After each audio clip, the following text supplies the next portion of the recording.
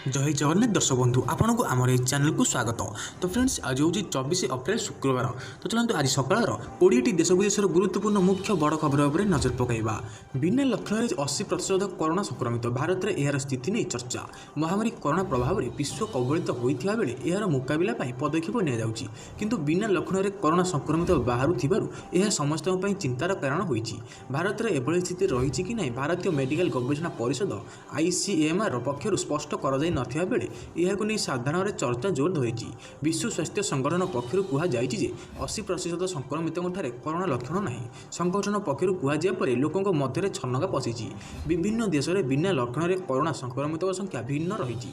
Italy में यह प्रतिशत 40 थिबा बेले यूरोप यूनियन में 25%। अन्य केतेक देश में प्रथम यह संख्या कम रही बेले पर वृद्धि पाउछि। भारत में यह प्रतिशत केते रही ताहा स्पष्ट करा जाय नहीं किंतु विश्व स्वास्थ्य संगठन तथ्य ICMR पक्षर सूचित करा जायछि।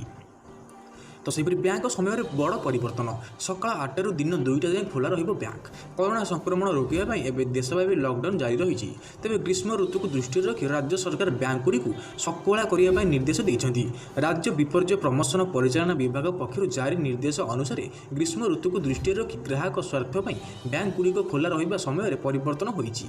तेज कटक पुरी छत्रपुर ब्रह्मपुर कोरापुट और भुवनेश्वर को छाड़ी अन्य समस्त अंचल में सका 8 रु 2टा पर्यंत बैंक खोला लॉकडाउन अवधि सरिया पर्यंत सका 8 रु दिन 1 पर्यंत बैंकगुड़िक ग्राहकों खोला तेज यह अवधि मध्य सामाजिक दूरत्व कड़ाकड़ी भाव पालन करने को पड़ो।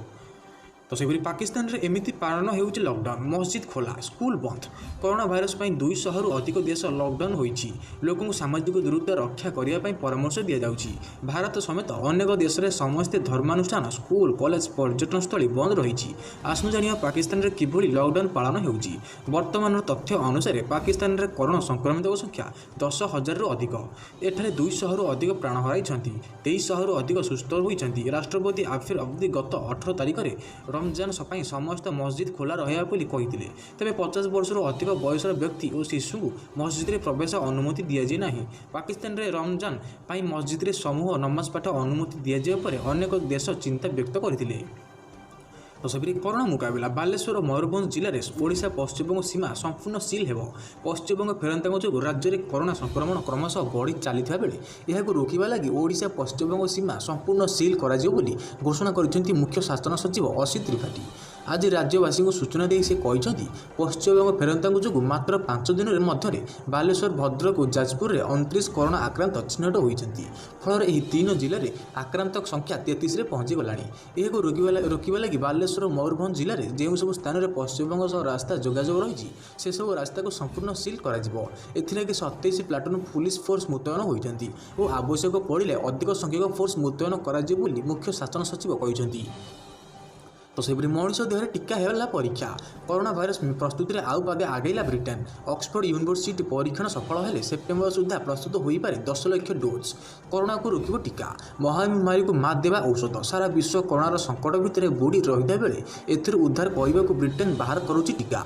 अमेरिका पर ब्रिटेन मनुष्य देह परीक्षामूलक भाव टीका प्रयोग करिछि एवं यही परीक्षा सफल हेबो बोली विशेषज्ञ आशा रखिछन्ति। बड़ कथा हेउछि कि विश्वर विभिन्न स्थान में टीका पाई उत्पादन भी आरंभ हो गलानी। मनुष्य देह टीकार परीक्षण सफल हेले आसंता 6 मास मध्य बजार को आसीजिबो कोरोना टीका। मारात्मक कोरोना भूताणु को रोकने टीका प्रस्तुत करिछि ब्रिटेन। अमेरिका पर ब्रिटेन प्रथम थर पर यह टीका परीक्षा करिछि। मनुष्य देह टीका को प्रयोग करा जाउछि एवं एथिरे 80% सफलता मिलियो बोली आशा रखिछन्ति वैज्ञानिक। तो सेपरी 60 घंटा सटडाउन रहिबो 3 जिला। गुरुवार राति 10टा रु 26 तारिख दिन 10टा जाए भद्रक बालेश्वर जाजपुर संपूर्ण बंद। कोरोना मुकाबला नहीं मुख्य शासन सचिव असित त्रिपाठी गुरुवार संध्यार एक बड़ घोषणा करछन्ती। 3 जिला को संपूर्ण सटडाउन करा जायछि। बालेश्वर भद्रक और जाजपुर जिला 60 घंटा पर सटडाउन रहिबो। गुरुवार राति 10टा रु 26 तारिख दिन 10टा जाए यह सटडाउन जारी रहिबो बोली मुख्य शासन सचिव कहछन्ती। पूर्व भुवनेश्वर में जेपरी 48 घंटा पर सटडाउन जारी होइतिला ठीक सही प्रकार कर्फ्यू भली लागू हेबो। समस्त दुकान बाजार बंद रहिबो। निर्दिष्ट किसी औषध दुकान छड़ा अन्य सब बंद। तो सेपरि निर्धारित समय प्रकाश पाइब सीबीएसई दशम और द्वादश बोर्ड परीक्षा फल। केंद्रीय माध्यमिक शिक्षा परिषद सीबीएसई परिचालित दशम और द्वादश बोर्ड परीक्षा फल सबु वर्ष भली चलित वर्ष ठीक समय प्रकाश पाइब। एथिलागि लॉकडाउन हटिबार 4 दिन पर परीक्षा खाता मूल्यांकन आरंभ हो बोली परीक्षा नियंत्रक डॉक्टर श्याम भरद्वाज गणमाध्यम को सूचना देइछन्ति। तेबे लॉकडाउन जो होई पारि नथिबा परीक्षा लागि खूब शीघ्र डेट सीट सीबीएसई वेबसाइट रे उपलब्ध कराजियो बोली से कहिछन्ति। एने से बुधवार वीडियो कॉन्फ्रेंसिंग समस्त सीबीएसई स्कूल प्रिंसिपाल सह कथा होइतिबा सूचित करछन्ति। लॉकडाउन हटिया मात्रे परीक्षा खाता मूल्यांकन आरंभ हेबो सहित बाकी थिबा विषयर परीक्षा लागि नुआ डेट सीट जारी हेबो। मामलार से केंद्र मानव संबल मंत्रालय सह लगातार जोगाजोग प्रतिभा कहिछन्ति। तो सेपरि कोरोना केवल एक रोग नुहे, यह अमेरिका उपर आक्रमण। ट्रंप कोरोना भाइरस को नहीं अमेरिका और चीन मध्य विवाद बढ़िबार लगी। चीन विरुद्ध में निज स्वर को दिन को दिन अधिक शाणित करुच्ची अमेरिका राष्ट्रपति डोनाल्ड ट्रंप। आज से कहते जे कोरोना केवल एक महामारी नुहे, यह अमेरिका उपर एक आक्रमण सदृश। से कहते जे चीन यह भाइरस संपर्क में पूर्वर ही अमेरिका को चेतई देवार थिला, किंतु जाणीशुणी चीन यह करना।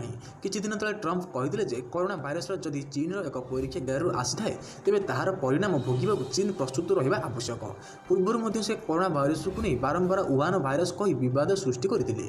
चीन ही यह भाइरस पर दायी बोली से कहते, किंतु कोरोना भाइरस को वुहान भाइरस कहवाक चीन आपत्ति उठाई। वुहान भाइरस कहवा एक भेदभाव बोली चीन कहूँ। तो सेपरि दर्शकों पुणी खुशी खबर, रामायण महाभारत पर वर्तमान पुणी प्रसारित हो श्रीकृष्ण। दूरदर्शन गत किति दिन भितर पुणी थे प्रसारण कर समस्त टीआरपी रेकर्ड भांगी। लॉकडाउन चली बेले दूरदर्शन यह समय दर्शकों रामायण महाभारत चाणक्य शक्तिमान देख भाई देख भली सुपरहिट शो फेराई आनी। एथमध्य रामायण और महाभारत दर्शकों को पुणी पसंद आसी। आइडिया सफल होगा पर दूरदर्शन दर्शकों आउ एक उपहार लॉन्च कर दूरदर्शन में श्रीकृष्ण सीरियल पुणी फेरवाक जाउछि। रामायण सहित श्रीकृष्णर निर्देशन रामानंद सागर देइथिले। प्रसार भारती यह सूचना को सोशल मीडिया रे किछि समय पूर्व शेयर करिसेंति। तो सेपरि जुलाई 2021 पर्यंत मिलबनी वर्धित महंगा भत्ता। कोरोना मुकाबला कारण देखा आर्थिक संकटर मुकाबला केंद्र सरकार पक्षर एक बड़ घोषणा कराई। आसंता जनवरी 1, 2020 ठारू जुलाई 2021 पर्यंत कर्मचारी को वर्धित महंगा भत्ता प्रदान कर केंद्र सरकार समस्त कर्मचारी और पेंशनधारी निमंते यह नियम लागू कर। तेज पूर्व प्रदर्श महंगा भत्ता कर्मचारी को प्रदान कर अर्थ मंत्रालय पक्षर घोषणा कर। उल्लेखযোग्य केंद्र सरकार पक्षर गत मास 4% महंगा भत्ता घोषणा कर। केंद्र सरकार यह पदक्षेप द्वारा प्राय 27,000 कोटी अर्थ संचय कर। तो सेपरि फास्ट लेडी तैयारी कले मास्क। कोरोना योद्धा प्रेरणा साजित प्रथम महिला। देशर प्रथम महिला तथा राष्ट्रपति रामनाथ कोविंद धर्मपत्नी सविता कोविंद फेस मास्क सिलाई कर। नुआ दिल्लीर प्रेसिडेंट इंस्टेट थिबा शक्ति हाट से मास्क सिलाई कर। सिलाई कर फेस मास्क गुड़ी दिल्लीर अर्बान सेल्टर गुड़ी वितरण कर। देशर प्रथम महिला एभली कार्य देखि विभिन्न महल में प्रशंसा कर। जो संकटजनक परिस्थिति उपजुची ताहाको मुकाबला करने को केवल मास्क पिंधा सैनिटाइजर हाथ सफा करने और घरे रहिले यही समस्यार समाधान हो पारे। यही परिप्रेक्षी में देशर प्रथम महिला कार्य वास्तव में प्रशंसा योग्य बोली सोशल मीडिया चर्चा होउछि। तो सेपरि बालेश्वर आउ 2 कोरोना आक्रांत चिन्हट। राज्य में चिन्हट होइछन्ति आउ 2 कोरोना आक्रांत। बालेश्वर जिले में 2 आक्रांत चिन्हट होइछन्ति। एही 2 जन को मिसाई राज्य में समुदाय आक्रांतक संख्या 89 छुईता बेले बालेश्वर में आक्रांतक संख्या 10 रे पहुंची। यही 2 आक्रांतक पश्चिमबंग लिंक रही कि नहीं तार तदंत सहित कंटाक्ट ट्रेसिंग जारी रही। आक्रांतक मध्य जड़े 55 वर्षीय महिला और 36 वर्षीय पुरुष रही। उल्लेखযোग्य राज्य में समुदाय आक्रांतक संख्या 89 पहुंची बेले तन्मध्य 33 जन सुस्थ होइछन्ति एवं जनकर मृत्यु घटी। तो सेपरि ओलंपिक्स पुणी थे विलंब होगा असंभव। टोकियो मुख्य कोविड-19 महामारी कारण टोकियो ओलंपिक्स गोटे वर्ष घुंचा जाइछि। तेबे यह मेगा इवेंट को आउ थे विलंब करने असंभव बोली टोकियो 2020 अध्यक्ष येशिरो मोरी कहते। ओलंपिक्स एक नुआ तारीख 2021 जुलाई 23 तारीख आरंभ हो। यह पुणी घुंचाइबार प्रश्न उठुनी बोली से स्पष्ट कर। विभिन्न दृष्टिकोण विचार कले यह मेगा इवेंट को 2 वर्ष घुंचाइबा वैषयिक भाव कष्टकर। तो सेहिपरि बातिल आदेश प्रत्याहार है जून 23 आरंभ हो पारे अमरनाथ यात्रा कोविड-19 महामारी चलित वर्ष जून 23 होगा अमरनाथ यात्रा को बातिल कर परिस्थिति खराब थी गतकाली राजभवन में आयोजित 38तम बोर्ड बैठक में अध्यक्षा कर उपराज्यपाल तथा श्री अमरनाथ जी श्रीमंदिर बोर्ड एसएसबी रे अध्यक्ष गिरीश चंद्र मुर्मू एभली निष्पत्ति नहीं बेले किछि घंटा पर यह आदेश को प्रत्याहार कर जमापड़ी। वार्षिक अमरनाथ यात्रा बुधवार दिन बातिल कर घोषणा पर जम्मू काश्मीर सूचना निर्देशालय बातिल आदेश को जारी कर प्रेस विज्ञप्ति को प्रत्याहार कर देखाई। एभली हेबार कारण एपर्यंत स्पष्ट हो पारि नाही। तो सेपरि 24 घंटे 1409 नुआ संक्रमित 78 जिला कोरोना मुक्त देश में बढ़ी चली कोरोना संक्रमित संख्या गत 24 घंटा मध्य 1409 नुआ कोरोना संक्रमित को चिन्हट कर बेले देश में मोट कोरोना संक्रमित संख्या पहुंची 21,393। गुरुवार केंद्र स्वास्थ्य और परिवार कल्याण मंत्रालय जुग्म सचिव लव अग्रवाल यह सूचना देते। एम 4,257 रोगी आरोग्य लाभ करता बेले पाखापाखि 20% रोगी एपर्यंत सुस्थ होता से सूचना देते। गोटे दिन में 388 रोगी सुस्थ होगा भल लक्षण बोली से कहते। 28 दिन मध्य देशर 12 जिले में नुआ रोगी चिन्हट हो बेले 23 राज्य केन्द्रशासित अंचल 78 जिला कोरोना मुक्त होती से प्रकाश कर। तो फ्रेंड्स आपने प्रतिदिन ये डेली लेटेस्ट न्यूज देखा चाहते तेज आप चैनल को सब्सक्राइब करूँ और पाखे आसुवा बेल आइकन प्रेस कर दिंतु। तो फ्रेंड्स रोज नमस्कार धन्यवाद देखा नेक्स्ट वीडियो रे।